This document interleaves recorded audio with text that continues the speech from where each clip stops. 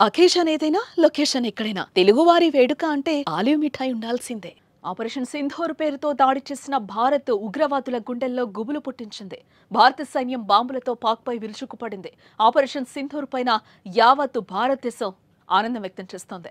పహల్గామ్ ఉగ్రదాడికి ప్రతీకారంగా భారత్ త్రివిధ దళాలు పాక్లోని ఉగ్ర స్థావరాలపై దాడి చేయటాన్ని అందరూ కొనియాడుతున్నారు, సంబరాలు జరుపుకుంటున్నారు. ప్రధాని నరేంద్ర మోదీ తీసుకున్న సాహసోపేతమైన నిర్ణయం ఇదని, దీని ద్వారా ప్రపంచానికి కూడా భారత్ సత్తా తెలిసిందని అంటున్నారు.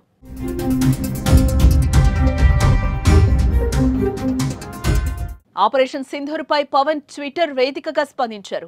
ధైర్యం లేని చోట ధర్మం కోల్పోతారని, స్వార్థం రాజ్యం వెళ్తుందని ట్వీట్ చేశారు.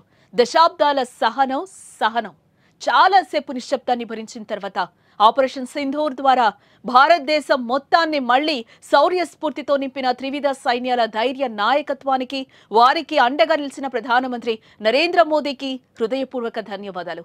మేము ఎల్లప్పుడూ మీతోనే ఉంటాం, జై హింద్ అంటూ పవన్ కళ్యాణ్ హిందీలో రాసుకొచ్చారు.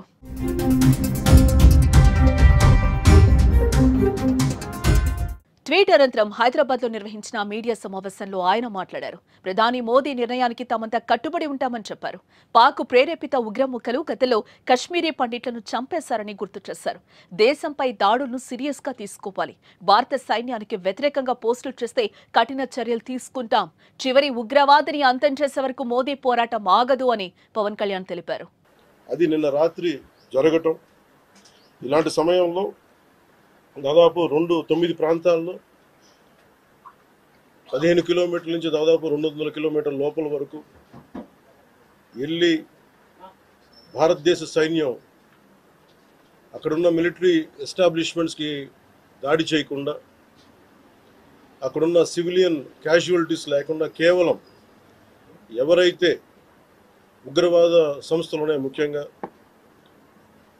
ఈ 3 సంస్థల మీద ప్రత్యేకించి దాడులు జరపడం, వాటిని ధ్వంసం చేయడం నిజంగా ఇది భారతదేశం ప్రతి ఒక్కరూ హర్షించదగ్గ విషయం. ఆంధ్రప్రదేశ్ ముఖ్యమంత్రి నారా చంద్రబాబు నాయుడు, మంత్రి నారా లోకేష్ కూడా స్పందించారు. భారత సైన్యం జరిపిన ఆపరేషన్ సింధూర్ పై ఎక్స్ వేదికగా చేసిన పోస్టుకు చంద్రబాబు స్పందిస్తూ జై హింద్ అంటూ రిప్లై ఇచ్చారు. మంత్రి నారా లోకేష్ సైతం జై హింద్, న్యాయం జరిగింది అంటూ ట్వీట్ చేశారు.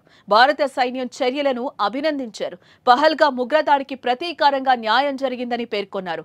దేశవ్యాప్తంగా సినీ, రాజకీయ, క్రీడా ప్రముఖులు మోదీ చర్యను అభినందిస్తున్నారు.